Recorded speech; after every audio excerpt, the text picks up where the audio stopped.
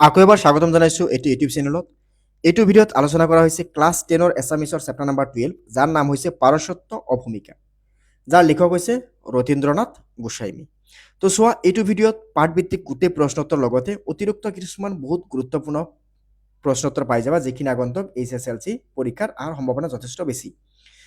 তো এই অতিৰিক্ত প্ৰশ্নখিনিও চাই যাবা তোমালোকে। তাৰ লগতে চেনেলটো ছাবস্ক্ৰাইব কৰি দিবা, লগতে বেল আইকনটো দবাই দিবা। আৰু ভিডিঅ'টো ক'ৰ পৰা চাই আছা নিশ্চয় কমেণ্ট কৰি জনাবা। যে পাঠটোৰ নাম কি আছে? পাৰস্য আভূমিকা। যে পাৰস্যত আভুমুখী। তো ইয়াতে চোৱা, লেখকে উল্লেখ কৰাৰ মতে তেওঁলোকৰ ঋকটো ক'ত অৱস্থিত? যে পাৰস্যৰ উপসাগৰত। বুশেৰ কি? যে বিমানবন্দৰ বা ইৰাণত। যে বিমানবন্দৰ, এইটো ক'ত বিমানবন্দৰ? এইটো ইৰাণৰ এটা বিমানবন্দৰৰ কথা ইয়াতে কোৱা হৈছে। ঠিক আছে। তাৰপিছত নাম্বাৰ 3, নাম্বাৰ ঘত কি আছে? ঘ নম্বৰ প্ৰশ্নটো ইয়াতে দিয়া আছে যে বুশেৰত হেলিকপ্টাৰৰ পৰা নমাৰ সময়ত লেখকৰ লগত কোন আছিল? যে ইৰাণৰ যুৱক মেহেদী আৰু ঘাছেম। বুশেৰ বিমানবন্দৰটো কিয় গুৰুত্বপূৰ্ণ বুলিছে? ই ইৰাণৰ এটা সামৰিক ঘাটি। লেখকে বুশেৰত কি আছে বুলি শুনিছে? বুশেৰত এটা নিউক্লিয় ৰিয়েক্টৰ পৰমাণু গৱেষণাগাৰ আছে বুলি শুনিছে। মেহেদী আৰু ঘামেছ কোন? যে তৈল নগৰীত থকা দুজন ইৰাণী যুৱক। মেহেদী আৰু ঘাছেম কাম কৰা কোম্পানীটোৰ নাম কি? যে জিঅ'লগ নামৰ ইটালিয়ান কোম্পানী। ভেকিং ক'ত থাকে? যে ভেকিং বুশেৰত থাকে। ভেকিঙে কি কৰে? যে বুশেৰৰ পৰা যাব লগা হেলিকপ্টাৰৰ আৰু সামগ্ৰিক যোগানকাৰী জাহাজৰ তদাৰক কৰে। অবুজাৰ কোন? লেখক ট্ৰেভেল এজেণ্ট। যে লেখকৰ ট্ৰেভেল এজেণ্টৰ নাম হৈছে অবুজাৰ। আগা শব্দৰ অৰ্থ কি? শ্ৰীযুতৰ সমৰ্থক। ইৰাণে কেতিয়া ইছলামিক গণতন্ত্ৰ হিচাপে স্বীকৃতি লাভ কৰে? যে 1979 চনৰ এপ্ৰিল মাহৰ পৰা ইৰাণে গণতান্ত্ৰিক হিচাপে স্বীকৃতি লাভ কৰে। ইৰাণৰ ইছলামিক গণতন্ত্ৰ প্ৰতিষ্ঠাতা কোন? ইমাম আয়াতুল্লাহ খোমেনি। অকণমান কেইদিনমান আগত যে এইটো কি হ'ল, এটা খোৱাৰ পিছত মৃত্যু হ'ল, ইমাম আয়াতুল্লাহ খেমেনি। ঠিক আছে, তোমালোকে নিউজত হয়তো চাই। ইৰাণৰ কোনটো বিষয়ক লেখকৰ কৌতূহলৰ বৃদ্ধি কৰিছিল? যে বুশেৰত থকা নিউক্লিয় ৰিয়েক্টৰৰ গোলাকৃতিৰ স্থাপত্যটোৱে। ইৰাণৰ ৰাজধানীৰ নাম কি? তেহৰিন বা তেহৰান। তেহৰানত বিমানবন্দৰ কেইটা? তেহৰানত বিমানবন্দৰ 2টা। লেখকে থকা তেহৰানত হোটেলখনৰ নাম কি? যে হোমা হোটেল। ভাৰতৰ প্ৰায়বোৰ তৈলক্ষেত্ৰ কেনেকুৱা শিলাস্তৰত অৱস্থিত? যে নৱজীৱী মহাকল্প শিলাস্তৰত অৱস্থিত। স্লামোবাৰ্জাৰ কি? যে স্লামোবাৰ্জাৰ বহুৰাষ্ট্ৰীয় কোম্পানী, এটা বহুৰাষ্ট্ৰীয় কোম্পানী। ইৰাণীয়ানসকলে নৱবৰ্ষক কি বোলে? ইৰাণীসকলে নৱবৰ্ষক ন'ৰোজ বোলে। বেহেশ্ত ই জাহাৰা কি? ইৰাণৰ এখন জনপ্ৰিয় স্থান। শিৰিন ইবাদী কি? শিৰিন ইবাদী যে কঠোৰপন্থীৰ বিৰুদ্ধে সংগ্ৰাম কৰোঁতে আৰু নোবেল বঁটা বিজয়ী সমাজকৰ্মী। বিশ্বৰ মানৱ অধিকাৰৰ অগ্ৰণী ৰুণুৱা, যাৰ নাম হৈছে শিৰিন ইবাদী। ঠিক আছে। তাৰপিছত চোৱা কি আছে? চেনি কোনে আৱিষ্কাৰ কৰিছিল? সম্ৰাট জামছেদে চেনি আৱিষ্কাৰ কৰিছিল। লেখক ইৰাণলৈ কি দায়িত্ব লৈ গৈছিল? তেল অন্বেষণৰ দায়িত্ব লৈ লেখক ইৰাণলৈ গৈছিল। ইৰাণৰ আন্তঃৰাষ্ট্ৰীয় বিমানবন্দৰটোৰ নাম কি? যে খোমেনি ইণ্টাৰনেশ্যনেল এয়াৰপৰ্টছ। কেন্দ্ৰৰ অৰ্থ কি? কেন্দ্ৰৰ অৰ্থ চেনি। এতিয়া চাম 2 নম্বৰ প্ৰশ্ন, যে তেলৰ বাবে চলোৱা খনন কাৰ্যত মাডলগিং আহিলাসমূহৰ ভূমিকা কি? যে মাডলগিং আহিলাসমূহৰ ভূমিকা লিখিব লাগে। যে তেলৰ বাবে চলোৱা খনন কাৰ্যত মাডলগিং আহিলাসমূহৰ গুৰুত্বপূৰ্ণ ভূমিকা আছে।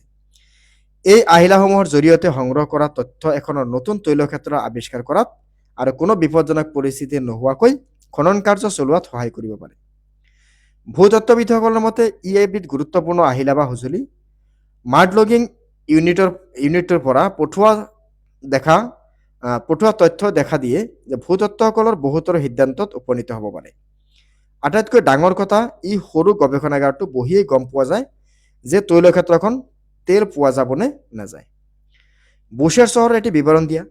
যে বুশেৰো সৰু চহৰ, কিন্তু ইয়াৰ ৰাস্তা আৰু চহৰৰ পৰিকল্পনা দেখিলে কোনেও ইয়াক সৰু চহৰ বুলি নক'ব। মাজত ডিভাইডাৰৰ সৈতে চহৰখনত 4টা লেনৰ ৰাস্তা আছে। যে ৰাস্তাৰ যথেষ্ট পৰিষ্কাৰ নগৰ পৰিকল্পনা বুশেৰ চহৰৰ প্ৰাধান্য লাভ কৰিছে। চহৰখনৰ প্ৰতিটো ঘৰ দেৱালেৰে আগৰা। প্ৰৱেশদ্বাৰত একোখন মজবুত লোহাৰ গেট আছে। আৱাসিক অঞ্চলৰ ঘৰবোৰ 2 বা 3 মহলাৰ মানুহৰ ভিৰ বেছি নাই। ইৰাণৰ ইতিহাসৰ বিষয়ে চমুকৈ লিখা যে ইৰাণৰ মানৱ সভ্যতাৰ প্ৰাচীন ইতিহাসৰ ধ্বজবাহক প্ৰত্নতাত্ত্বিক ঐতিহাসিক সাংস্কৃতিক আৰু কীৰ্তিস্তম্ভৰ যোগেদি ইৰাণৰ প্ৰাচীন সভ্যতা আজিও সজীৱ হৈ আছে।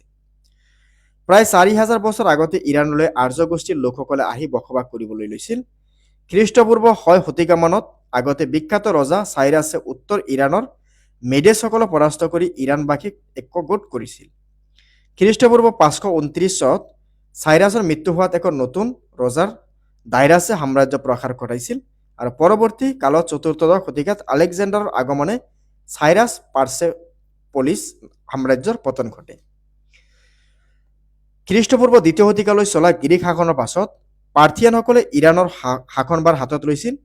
তেওঁলোকৰ শাসনকালত জোৰাষ্ট্ৰিয়ান ধৰ্মৰ ৰাজধৰ্ম হিচাপে স্বীকৃতি লাভ কৰিছিল। তাৰ পিছত আৰবসকলৰ আগমনে ইৰাণৰ ইতিহাস সলনি কৰিছিল।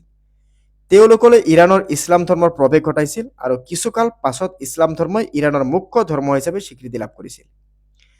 কেইবা শতিকাও আৰব শাসনত থকাৰ পিছত দেশী বিদেশী বহুতো শক্তিৰ আক্ৰমণত ইৰাণ বিধ্বস্ত হৈ পৰিছিল। ছাফাভিদ বংশৰ শাসনকালত ইৰাণে কিছু পৰিমাণে পূৰ্বৰ খ্যাতি ঘূৰাই পাইছিল। প্ৰথম শাহ তবজ্জহৰ স্থাপত্য প্ৰতিৰ বিশেষ অনুৰাগ আছিল। তেওঁ ৰাজত্বকালতে ইছলাম ধৰ্মৰ চিয়া সম্প্ৰদায়ৰ ৰাজধৰ্ম সন্মান লাভ কৰিছিল। পিছৰ কালত আফগানসকলৰ আক্ৰমণৰ ফলত ছাফাভিদ ৰাজত্বৰ পতন ঘটে। এতিয়া নেক্সট ৫ নম্বৰ কি আছে, ইৰাণৰ ভূতত্বৰ বিষয়ে লিখা। ইৰাণৰ ভূতত্ব মানে ইৰাণৰ এতিয়া খনিজ পদাৰ্থ যিমান পোৱা যায় সেই বিষয়ে অকণমান লিখিব দিছে যে ইৰাণৰ ভূতত্ব প্ৰকৃতিৰ আশীৰ্বাদ পুষ্ট। ইৰাণ পাৰস্যৰ উপসাগৰীয় অঞ্চলৰ তৈলক্ষেত্ৰৰে ভৰপূৰ। এই অঞ্চলৰ ১৫০তকৈ অধিক তৈলক্ষেত্ৰ আছে।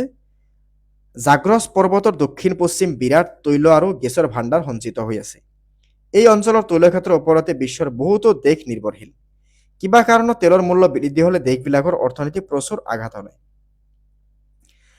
জাগ্ৰছ পৰ্বতমালাৰ বিষয়ে তোমাৰ পাঠ্যপুথিৰ সহায়ত লিখা যে হিমালয় পৰ্বতমালা সাগৰৰ তলিৰ পৰা ভূকম্পৰ ফলত সৃষ্টি হোৱাৰ দৰে জাগ্ৰছ পৰ্বতমালা সাগৰৰ তলিৰ পৰা উঠি আহি সৃষ্টি হৈছে। এই জাগ্ৰছ পৰ্বতৰ দক্ষিণ পশ্চিম দিশত বিৰাট পৰিমাণৰ তেল আৰু গেছৰ ভাণ্ডাৰ আছে। পৃথিৱীৰ বহুতো দেশে এই তেল আৰু গেছৰ ওপৰত নিৰ্ভৰ কৰে। সেইকাৰণে বিশ্ববাসীৰ বাবে জাগ্ৰছ পৰ্বতমালা গুৰুত্বপূৰ্ণ।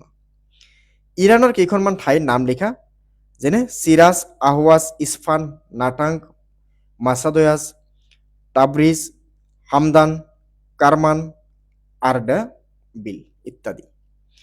তেহৰান বিমানবন্দৰটো কেইটা আৰু কি কি কোন কোন স্থানত? তেহৰানত বিমানবন্দৰ আছে 2টা, মেহেৰবাদ এয়াৰপোৰ্ট আৰু খেমেনিম ইণ্টাৰনেশ্যনেল এয়াৰপোৰ্ট। মেহেৰবাদ বিমানবন্দৰটো চহৰ আৰু খেমেনিম বিমানবন্দৰটো চহৰৰ পৰা অলপ দূৰত অৱস্থিত।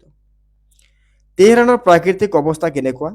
তেহৰানৰ প্ৰাকৃতিক পৰিৱেশ অতি সুন্দৰ। ওখ ওখ পৰ্বতেৰে আগুৰা ৰখাৰ বাবে তেহৰান চহৰখন অতি সুন্দৰ হৈ পৰিছে। বহুতে তেহৰানক পেৰিছৰ লগত তুলনা কৰে। বছৰৰ 2টা মাহৰ বাহিৰে আন সময়ত ইয়াৰ জলবায়ু অতি মনোৰম আৰু আৰামদায়ক। শীতকালত তেহৰানত বৰফ পৰে। এলবৰুণ পৰ্বতৰাশিয়ে তেহৰানক সুন্দৰ জলবায়ু প্ৰদান কৰিছে। পৰ্বতৰ হিম প্ৰবাহৰ পৰা মহানগৰীখনৰ বাবে খোৱা পানী আহে। তাৰপিছত 10 নম্বৰত কি আছে? 10 নম্বৰ দিয়া আছে যে স্লামবাৰ্জাৰ কোম্পানীয়ে কাৰ্যকালত ক'ত আছে কাৰ্যালয় ক'ত আছে? যে স্লামবাৰ্জাৰ কোম্পানীৰ কাৰ্যালয় নাজিৰাৰ পৰা নাইজেৰিয়ালৈ, দুলিয়াজানৰ পৰা ডুবাইলৈ, তেহৰানৰ পৰা টেক্সাছলৈ পৃথিৱীৰ সকলো তৈলক্ষেত্ৰৰ ওচৰে পাজৰে আছে। ইৰাণীসকলৰ নৱবৰ্ষৰ উৎসৱৰ বিষয়ে বৰ্ণনা দিয়া। যে নৱবৰ্ষক বা নতুন দিনক ন'ৰ'জ বোলে। যে ন'ৰ'জ ইৰাণসকলৰ নৱবৰ্ষৰ উৎসৱ। এই উৎসৱৰ 2 সপ্তাহ জুৰি উদযাপন কৰা হয়। বসন্তৰ প্ৰথম দিনত সূৰ্যই বিষুৱ ৰেখা অতিক্ৰম কৰাৰ সময়ত এই উৎসৱ আৰম্ভ হয় বা মাৰ্চ মাহৰ 2020-22 তাৰিখৰ ভিতৰত। ভেংকিয়ে লেখকক কোৱাৰ মতে সেই উৎসৱৰ সময়ত হোটেল, স্কুল, কলেজ, চৰকাৰী কাৰ্যালয় সকলো শিবিৰত স্থাপন কৰা হয় যাতে ইৰাণীসকলে নৱবৰ্ষৰ উৎসৱ উদযাপন কৰিব পাৰে। আমাৰ বহাগৰ দৰে ইৰাণীসকলে নৱবৰ্ষৰ উৎসৱত নতুন কাপোৰ পিন্ধে, পিঠা পনা খায়। এই উৎসৱৰ ভিতৰত পৰিৱেশ আৰু নিজকে চাফ চিকুণ কৰি ৰখা, শত্ৰুৰ আঁতৰাই বন্ধু পতা, অগ্নিশিখা প্ৰজ্বলন কৰা আদি কাৰ্যসূচী লোৱা হয়। জোৰাষ্ট্ৰিয়ান ইৰাকৰ মূল ধৰ্ম হোৱাৰ সময়ত এই উৎসৱৰ বিকাশ হৈছিল। এতিয়া নম্বৰ 12 চোৱা কি কৈছে, বেহেষ্ট ই জহৰাৰ লগত তেহেৰিনবাসীৰ সম্পৰ্ক লিখা। যে বেহেষ্ট ই জহৰাৰ ইৰাণৰ অন্যতম জনপ্ৰিয় স্থান। বেহেষ্ট ই জহৰা এখন সমাধিস্থল। তেহেৰানৰ জানিবৰ বাবে বজাৰ বা আলিবাটত নুঘূৰে, বেহেষ্ট ই জহাৰ ভ্ৰমণ কৰিলেই হয়।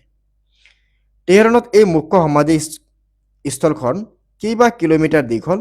ইয়াৰ একমাত্ৰ সমাধিস্থল য'ত খোৱা বোৱাৰ দোকানৰ পৰা খেলপথাৰ সকলোৰে সুবিধা আছে। নোবেল বঁটা বিজয়ী শিৰিন ইবাদীৰ পৰিয়ালৰ সদস্য এজনো ইয়াত সমাধিস্থ কৰা হৈছে। তাৰপিছত কি আছে, শিৰিন ইবাদী কোন, তেওঁৰ সংগ্ৰামৰ বিষয়ে পাঠ্যপুথিৰ সহায়ত লিখা। যে নোবেল বঁটা বিজয়ী সংগ্ৰামী ইৰাণীৰ নেতা আছিল শিৰিন ইবাদী। কঠোৰপন্থীৰ বিৰুদ্ধে শিৰিন ইবাদী সংগ্ৰাম শলাগি ল'বলগীয়া আছিল। যে শিৰিনক বিচাৰপতি হোৱাৰ পৰা বঞ্চিত কৰি হিজাব পৰিধান কৰিবলৈ হেঁচা দিয়া হৈছিল। সেই কঠিন পৰিৱেশত পৰি তেওঁ মানৱ অধিকাৰ ঐতিহ্যহাৰী পদক্ষেপ লৈছিল। শাসক বিৰোধী বুলি শাস্তি দি যিসকল যুৱতীৰ ধৰ্ষণ কৰা হৈছে, পতিয়ে পত্নীক বেয়া ব্যৱহাৰ কৰা আদি লোকৰ বাবে তেওঁ যুঁজিছিল। তেওঁৰ মানৱ অধিকাৰৰ বিষয়ে যুঁজা বিশ্বৰ অগ্ৰণী ৰনুৱা হিচাপে স্বীকৃতি পোৱা পৰিগণিত হৈছিল আৰু নোবেল বঁটাৰ সন্মানিত হৈছিল। ইৰাণবাসী তেহেৰানৰ বিমানবন্দৰত শিৰিনক বিপুল আদৰণি জনাইছিল। এতিয়া চাওঁ আমি কেইটামান অতিৰিক্ত প্ৰশ্ন, যিখিনি তোমালোকৰ এক্সামত অহাৰ চান্সেছ বহুত বেছি আছে। আগন্তুক যিটো তোমালোকৰ HSLC 2027 বা 2028 যিটো আছে তোমাৰ আগন্তুক এক্সাম, তাতে ইয়াৰ বহুত ইম্পৰ্টেণ্ট হয়। তুমি ভিডিঅ'টো এই অতিৰিক্ত প্ৰশ্নকেইটাও চাব লাগিব। তাৰ আগতে আমি চাম এইবাৰ ভাষা বিষয়ে কেইটামান প্ৰশ্ন, গ্ৰামাটিকেল প্ৰশ্ন। যে তলত দিয়া শব্দকেইটা কি ভাষাৰ হয় লিখা। তলত দিয়া শব্দকেইটা কি ভাষাৰ? দুৱাত, কেচি, দুৱাত, চিয়াহী, চিজা, কেন্দি আদি ফাৰ্চী শব্দ। তলত দিয়া শব্দকেইটাৰ অৰ্থ লিখা। যে খেলে মামুনন, মামুনন ইৰাণীসকলে ব্যৱহাৰ কৰা ধন্যবাদসূচক শব্দ। মেৰচি সালাম মানে ফাৰ্চী ভাষাৰ ধন্যবাদ বুজোৱা শব্দ। তলত দিয়া শব্দকেইটাৰ প্ৰতীক অৰ্থ কি লিখা। যে চবজে মানে ঘেহু বা দাইল, চব্জি মানে যাক চব্জি বুলি কওঁ, ঘেহু বা দাইল বা পুনৰ্জন্মৰ প্ৰতীক। সামানু মানে ঘেহুৰ কঠীয়া পায়স, নতুন জীৱনৰ প্ৰতীক। শিৱ মানে আপেল, স্বাস্থ্য বা সৌন্দৰ্যৰ প্ৰতীক। জেনেভজেভ বা চেনেজেভ বনৰীয়া শুকান জলফাই বা প্ৰেমৰ প্ৰতীক। চিৰ বা নহৰু এইটো ঔষধ। চমাক বা এবিধ বগৰী এইটো সূৰ্যোদয়ৰ বৰণ বুজায়। চেৰকে মানে ভিনেগাৰ, বয়স আৰু ধৰ্মৰ প্ৰতীক। 4 নম্বৰত কি আছে, তলত দিয়া শব্দকেইটাৰ মধ্যাহ্ন আৰু দন্তন প্ৰয়োগ হৈছে লিখা। যে ইয়াতে কি আছে চোৱা, ইয়াতে লিখিবা যিটোত কি আছে খৰ পিছত দন্তন মূৰ্ধন্য হয় আৰু ৰৰ পিছত দন্তন মূৰ্ধন্য হয়। সেয়ে এইকেইটাত দন্তনখিনি মূৰ্ধন্য হৈ গৈছে। 5 নম্বৰত কি আছে, তলৰ শব্দবিলাকক কি প্ৰত্যয় যোগ হৈছে লিখা। যে ইৰাণী, ইৰাণ যোগ কি ইৰাণী। আৱাসিক, আৱাস যোগ শিক আৱাসিক। বাণিজ্যিক, বাণিজ্য যোগ শিক বাণিজ্যিক। শেহতীয়া, সেহ যোগতীয়া শেহতীয়া। সোণালী, সোণযোগালী সোণালী। খৰচী, খৰচ যোগী খৰচী। এতিয়া চোৱা কি আছে নেক্সট অতিৰিক্ত প্ৰশ্ন উত্তৰ।